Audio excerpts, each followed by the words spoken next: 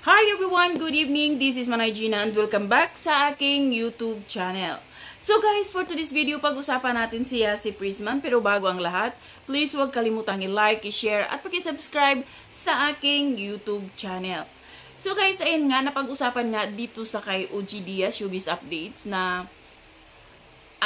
viral si Yassi Prisman ngayon at ang daming nagtaka sa mukha ni Yassi kasi ibang-iba na.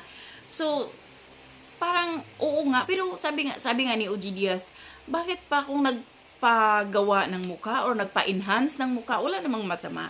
Pero kung ikaw ay maganda na, huwag mo nang pangarapin na ipa-enhance pa ng ipa-enhance kasi maganda ka naman na.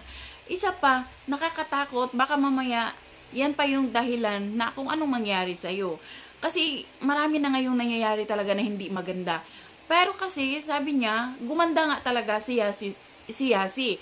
Pero, yung tatak na Yassi Prisman dati, nawala na. Kaya nga, ang daming nagsasabi na, si Yassi Prisman ba yan? Parang hindi, parang nagbago. Pero, lalo siyang gumanda. Pero yun na nga lang, maganda naman na siya dati. At nawala na yung, kumbaga, tatak ng Yassi Prisman.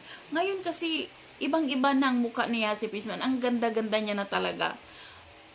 Maganda na, sobrang ganda ng pagka-enhance.